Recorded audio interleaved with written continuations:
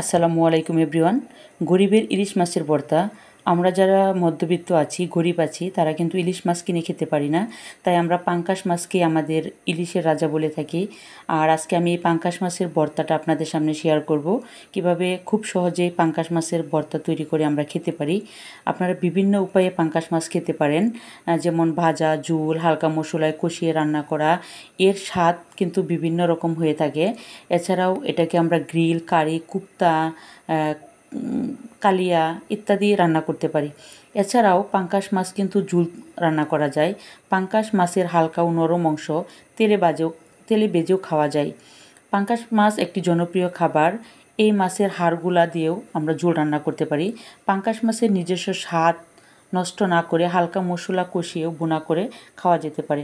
পাঙ্গাস মাছ পছন্দ করে না এমন মানুষ খুবই কম আছে। পাঙ্গাস মাছ দিয়ে মাংসের বল, মাছের বল, ফিশ বল এগুলো রান্না করে খাওয়া যায়। গ্রিল রান্না করতে পারেন, ওভেনে বা দিয়ে আপনি গ্রিল রান্না করতে পারেন। পাঙ্গাস মাছ বাচ্চাদেরকে খাওয়াতে পারেন। 1 বছরের বেশি বয়সী বাচ্চাদেরকে পাঙ্গাস মাছ খাওয়াতে পারেন। খিচুড়ির সাথে বা মাছ হালকা ভেজে তরকারির সাথে ঝোল রান্না করে সবজির সাথে মিশিয়েও পাঙ্গাস মাছ আপনি বাচ্চাদেরকে খাওয়াতে পারেন। পাঙ্গাস মাছ খুবই সুস্বাদু একটি খাবার।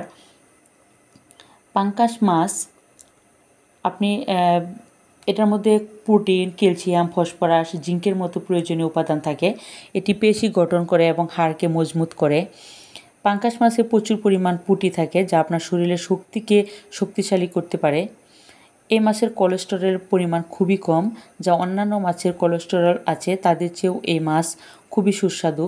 পাঙ্গাস মাছে ক্যালসিয়াম, ফসফরাস, ম্যাগনেসিয়ামের মতো খনিজ উপাদানও রয়েছে এবং এটা দাঁত ও হাড়ের জন্য খুবই গুরুত্বপূর্ণ একটি উপাদান। এতে জিঙ্কও পাওয়া যায়, যা রোগ প্রতিরোধের ক্ষমতা বাড়াতে এবং শরীরের পুষ্টি সাধন করতেও সাহায্য করে।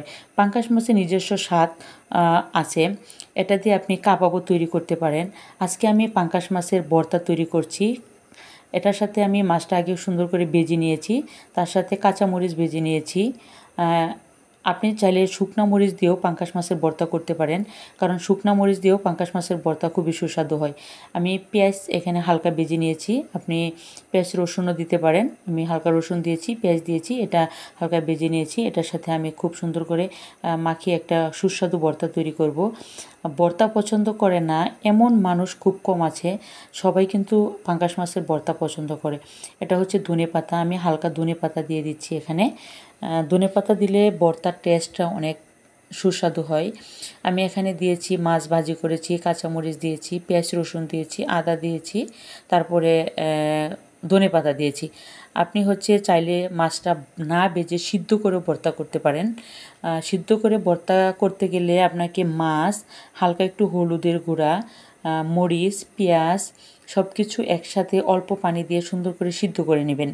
তারপরে মাছের কাঁটাটা ছাড়িয়ে সব কিছু একসাথে কষলিয়ে নেবেন। তারপরে হালকা তেল দিয়ে তেলের মধ্যে ভেজে নেবেন। তারপরে আদা দিয়ে দিবেন, অবশেষে ধনেপাতা দিয়ে দিবেন। খেতে কিন্তু খুবই অসাধারণ হবে।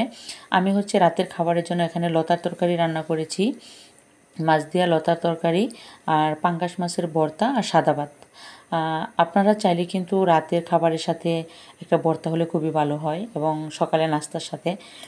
তো একবার যদি পাঙ্গাস মাছের ভর্তাটা বানান, এটা যদি তেলে ভেজে রাখেন অন্তত 2 দিন খেতে পারবেন।